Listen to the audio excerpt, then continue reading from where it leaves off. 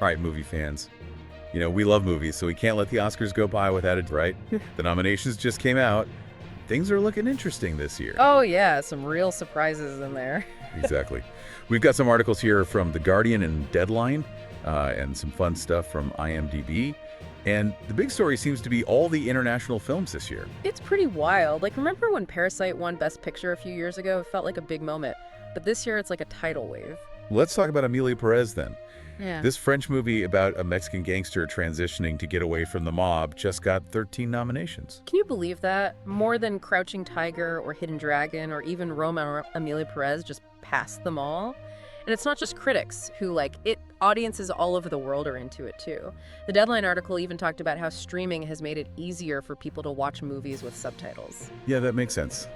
It feels like our generation is more used to subtitles than our parents. Yeah. We watch stuff from everywhere. Exactly, and it's not just about access, it's that people want different kinds of stories. The Guardian talked about how younger viewers especially are looking for stories that are different from what Hollywood usually does. All right, so Emilia Pérez is definitely the one to watch. But there are other movies with a bunch of nominations too. Yeah. The Brutalist and Wicked have 10 nominations each. The Brutalist is a drama that takes place after World War II, and people are loving the cinematography and the lead actor's performance. What's really interesting is that it deals with some tough stuff, trauma, loss, displacement, but it's still connecting with people. Maybe because those themes are universal, right? People want stories that explore what it means to be human even when it's hard. I think so. And then there's Wicked, which is totally different. It's a fantasy musical based on The Wizard of Oz. So it seems like people will always love escapism and spectacle, even with all these global films coming out. And we have to talk about the snubs too. Big names like Pamela Anderson and Denzel Washington didn't get nominated. But Sebastian Stan got a nomination for The Apprentice. The snubs always get people talking. What I find interesting is that sometimes they bring attention to performances that maybe people didn't notice before. So true. Like it's a reminder to keep exploring, even if a movie doesn't win awards. Did the articles mention anything about representation this year? For sure. Emilia Pérez actually made history. Carla Sofia Gascon is the first openly trans actor to be nominated for an Oscar. Wow, that's incredible. Oh, That's a big deal. And the IMDb roundup mentioned that Gascon has been talking about the challenges that trans actors face in Hollywood. This nomination feels like a step forward, not just for her, but for representation in general. I wonder what this means for how actors get cast and what kinds of stories get told in the future. It feels like Hollywood is slowly becoming more inclusive. I think so. It's interesting to watch, and I'm curious to see what happens next. Let's get back to the movies, though. I really want to hear more about The Brutalist. It sounds powerful. And of course, there's Wicked. I mean, who doesn't love a good musical? Right. We've got lots to talk about and some really cool insights to share, so let's keep going. Okay, so The Brutalist. This movie really gets into what happened after World War II. It follows this Jewish architect who moves to America to start his life over. Deadline said it was visually amazing and really emotional. They even compared the director Brady Corbett to like Kubrick and Tarkovsky. What's interesting about The Brutalist is that it deals with things like displacement and identity and trying to find meaning in a world that's been destroyed by war. It's a movie that asks big questions about how humans survive after going through something really traumatic. Sounds intense. Do you think these kinds of stories are popular now because we're living in such uncertain times? Maybe the world is going through so much change, and maybe people are drawn to stories that explore these complicated emotions in a really deep and artistic way. It could be a way for us to deal with our own anxieties and find comfort in knowing that other people go through similar things. Possibly. But also, The Brutalist is visually stunning too. IMDb even said that the cinematography is inspired by Brutalist architecture, which is known for its raw, concrete look. So the style of the movie is connected to its themes. Yeah. That's really cool. It sounds like The Brutalist is a movie that works on a lot of different levels and makes you think and feel. Exactly. And then we have Wicked, which is something completely different. Yeah, total escapism. Yeah. The Guardian talked about how Wicked has been a dream project for director John M. Chu for years. He wanted to make something visually spectacular that captures the magic of the stage show, but also tells a deeper story. And it sounds like he did it. The movie is already getting a ton of attention, not just from fans of the musical, but also from critics who are praising the visuals, the performances, and the themes. It's interesting that they cast Ariana Grande and Cynthia Erivo as Glinda and Elphaba. They're both amazing singers and actresses, but they come from such different backgrounds, pop music and Broadway.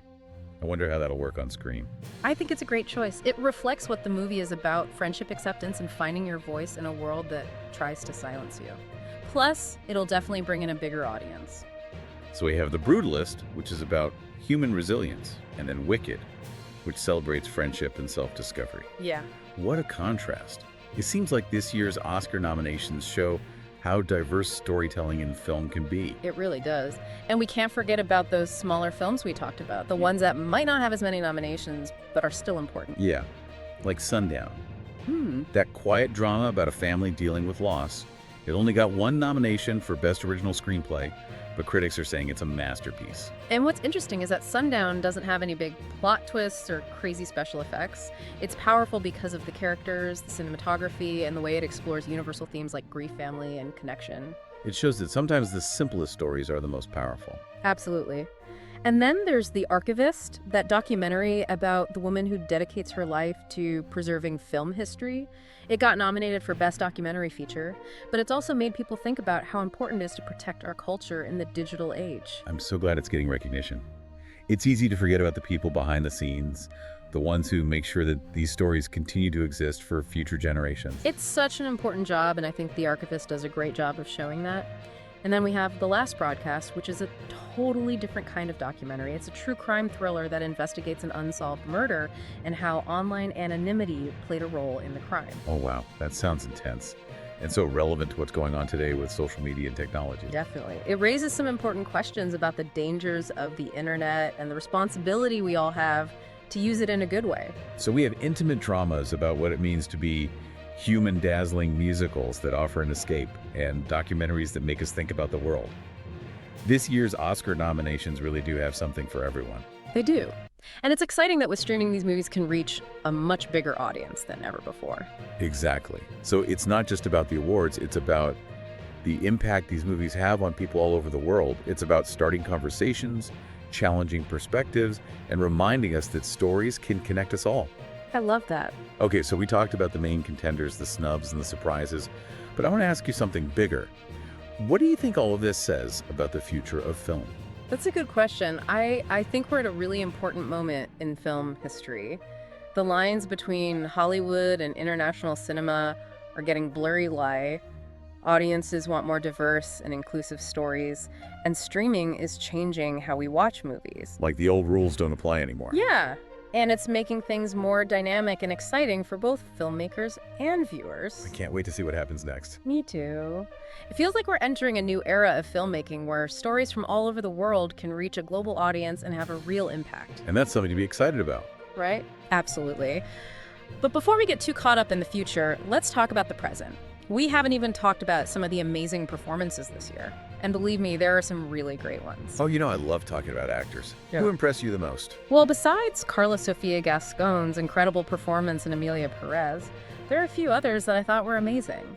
Okay, so Florence Pugh in The Daughters of Dr. Moreau. It's like a sci-fi thriller, but a new take on the classic story. And Pugh is amazing in it. Yeah, IMDb said her performance was fierce and unforgettable. It sounds like a really challenging role. It is. She plays this young woman who was genetically modified and grew up on a remote island. It's a tough role, but she brings so much depth to it. Deadline even said that her performance makes the movie better than your typical sci-fi film. Wow, I'll have to check that one out. You should. And then Anya Taylor-Joy in The Queen's Gambit. Remember that miniseries that was so popular they made into a movie? Oh yeah, I loved that show. They made a movie. It's actually a prequel. It's about her childhood and how she first realized she was good at chess. The Guardian loved Taylor-Joy's performance. They said she really captures how brilliant and fragile the character is. Okay, I'm definitely watching that one. Yeah. But let's talk about the villains. Joaquin Phoenix is in The Joker too. That has to be pretty wild. Oh yeah, it is. Phoenix goes even deeper into the Joker's crazy mind this time. Deadline said his performance is both scary and kind of sympathetic.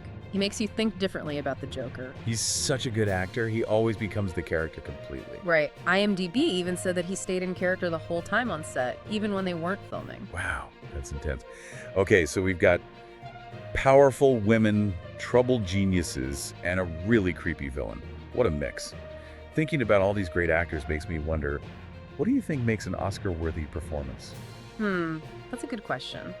I think it's more than just being a good actor. It's about connecting with the audience and making them feel something. It's about showing the complicated parts of being human, whether it's through being vulnerable or strong or even a little bit crazy. Yeah, it's about taking us somewhere else, making us believe in the character and their story. Exactly. It's about making us remember the performance long after the movie is over. Okay, so we talked about the nominations, the big themes, and some incredible acting.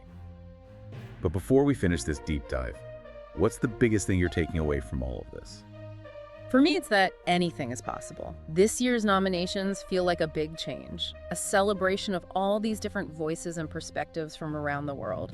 It feels like the film industry is finally showing how interesting and complex the world really is. I totally agree. It's exciting to see people pushing boundaries and doing things differently. Yeah. It feels like we're entering a new era of cinema that's more inclusive, more representative, and more meaningful. Yeah. So to all the movie lovers out there, the ones who can't get enough of great stories, we hope this deep dive has given you some new movies to watch and maybe even made you feel a little bit overwhelmed by all the amazing films out there. Go explore, and maybe you'll find your next favorite movie, a hidden gem just waiting to be discovered. That's a perfect way to end it. Thanks for joining us on this journey through the world of movies. And until next time, happy watching.